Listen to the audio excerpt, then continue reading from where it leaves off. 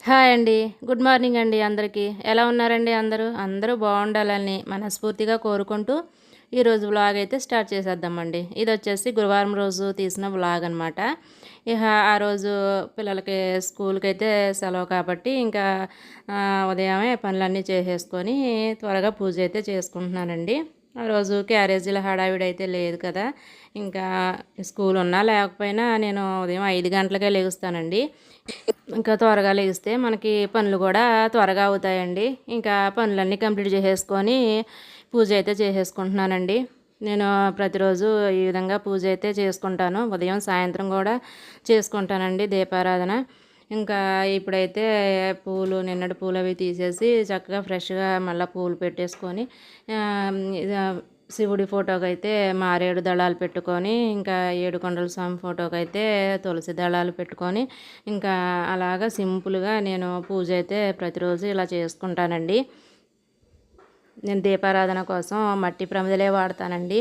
ఇంకా అవే ప్రతిరోజు కూడా జిడ్డు లేకుండా శుభ్రంగా కడుక్కుంటాను.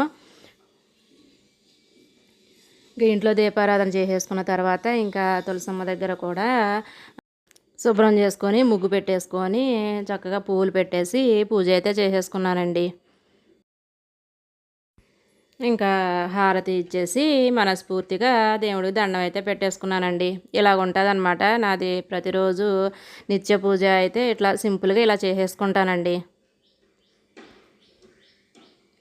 కానీ ఇంట్లో దీపారాధన చేసుకొని అట్లా అగరబత్తీలు వెలిగించుకొని ఆ ధూపదీప నైవేద్యాలతో అలాగా పూజ చేసుకుంటే ఇల్లంతా కూడా పాజిటివ్ ఎనర్జీతోటి అదొక రకమైన ప్రశాంతంగా అనిపిస్తుంది అనమాట మనసుకి.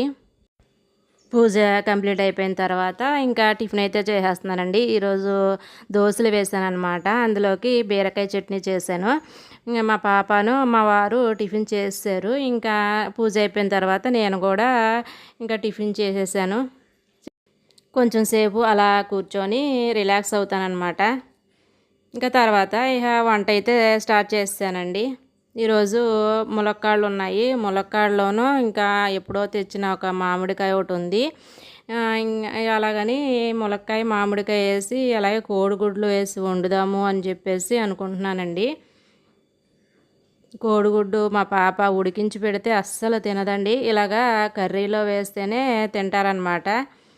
కోడిగుడ్లు ముందుగా కడిగేసి వాటర్లో వేసి ఉడికించుకోవాలండి. కొద్దిగా సాల్ట్ వేసి ఉడికించుకుంటాను. పైన పెంక అయితే బాగా వస్తుందన్నమాట. ఇంకా కోడిగుడ్లు ఉడికిపోయిన తర్వాత ఇంకా నేనైతే పైన పెంక అయితే తీసేస్తున్నానండి. పైన సన్నని పొర లాంటిది ఉంటుందన్నమాట. అది మాత్రం తప్పనిసరిగా తీయాలండి. ఇంకా ఉల్లిపాయలు, పచ్చిమిర్చి ఇంకా అవన్నీ కట్ చేసి అయితే రెడీగా పెట్టేసుకున్నాను కోడిగుడ్లు ఉడికే లోపల.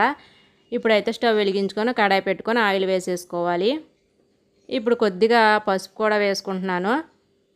పసుపు వేసుకొని మనం కోడిగుడ్లు వేయించుకుంటే కడాయికి అంటుకోకుండా ఉంటాయన్నమాట. కోడిగుడ్లని చక్కగా ఇట్లా వేయించేసుకున్న తర్వాత తీసి ఒక ప్లేట్లో పెట్టేసుకోవాలండి. చూడండి చక్కగా వేగాయి అన్నమాట కోడిగుడ్లు. కొంతమంది అయితే వేయించకుండా ఓన్లీ అట్లా ఉడికించేసి కర్రీలో వేసేసుకుంటారు. కానీ మా ఇంట్లో అయితే ఉడికించేసి వేస్తే తినరు అనమాట. ఇట్లా చక్కగా ముందు ఆయిల్లో వేయించి వండితేనే ఇష్టంగా తింటారు. ఇప్పుడు అదే ఆయిల్లో కట్ చేసుకున్న ఉల్లిపాయలు, పచ్చిమిర్చి వేసేసుకోవాలి. అందరికీ తెలిసిందే కదా, ఉల్లిపాయలు వేగడానికి కొద్దిగా సాల్ట్ వేసేసి అంతా ఒకసారి కలిపేసుకుంటున్నాను. ఉల్లిపాయలు అయితే బాగా వేగనివ్వాలండి. మూత పెట్టేసి అట్లా మగ్గించుకుందాము.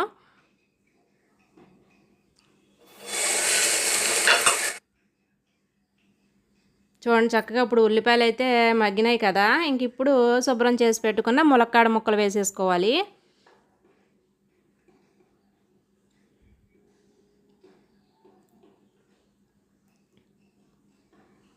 ఈ ములక్కాడ ముక్కలు కూడా మరి కొంచెం సేపు అయితే మగ్గించుకోవాలండి.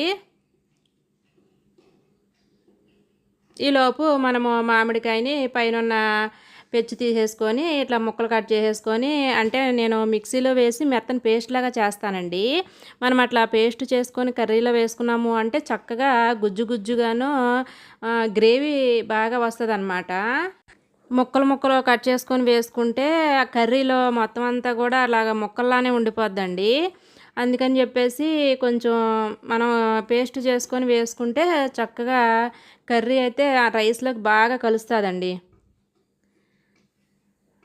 ఇంకా కట్ చేసుకొని పేస్ట్ అయితే చేసేసుకొని ఇప్పుడు కర్రీలో వేసేసుకుంటున్నాను. కోడిగుడ్డు ఇంకా మామిడికాయ ఇలా ములక్కాడ వేసుకొని కర్రీ చేసుకుంటే మాత్రం చాలా బాగుంటుందండి. మా ఇంట్లో అయితే చాలా ఇష్టంగా తింటారు. ఇంక ఇప్పుడైతే కొద్దిగా సాల్ట్ వేసుకుంటున్నాను. మనం ఉల్లిపాయల్లో కాస్త వేసాం కాబట్టి చూసుకొని వేసుకోవాలి. అలాగే తగినంత కారం వేసుకోవాలి. పసుపు కూడా కొంచెం ఒక చిటికెడు వేస్తున్నానండి. కోడిగుడ్లు వేయించినప్పుడు ఆల్రెడీ కొంచెం వేసాం కాబట్టి కొద్దిగా వేస్తున్నాను. ఇంక ఇప్పుడు కొద్దిగా తగినన్ని వాటర్ పోసేసుకోవాలి.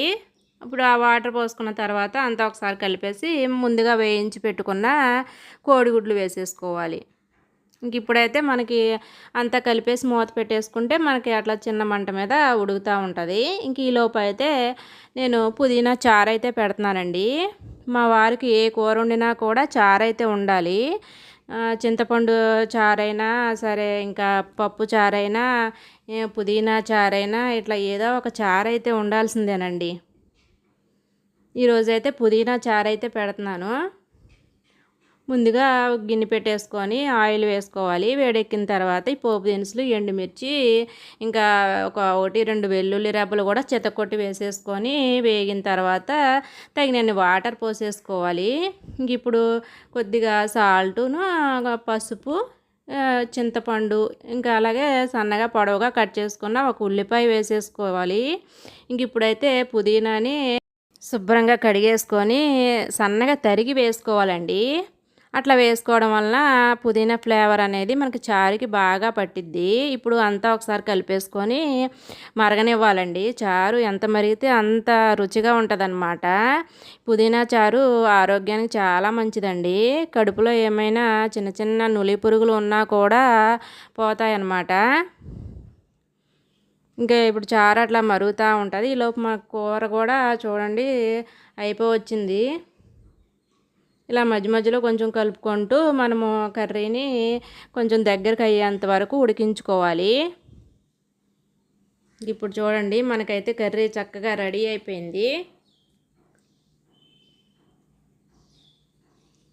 గ్రేవీ కూడా బాగా వస్తుంది అనమాట. ఇది రైస్లో కలుపుకొని తినడానికైతే చాలా చాలా బాగుంటుంది. పుల్ల పుల్లగాను చక్కగా కారం కారంగా చాలా బాగుంటుందండి. కర్రీలో ఇంకా అసలు మసాలాలు కూడా ఏమీ యాడ్ చేయలేదన్నమాట. ఇంక ఇక్కడ పుదీనా చారు కూడా రెడీ అయిపోయిందండి. చక్కగా మరిగింది చూడండి. చూస్తేనే అర్థమవుతుంది కదా, చారు కూడా చక్కగా మరిగింది. టేస్ట్ అయితే సూపర్ ఉంటుంది అనమాట. వీడియో కనుక మీకు నచ్చితే లైక్ చేయండి, సబ్స్క్రైబ్ చేయడం మాత్రం మర్చిపోవద్దండి.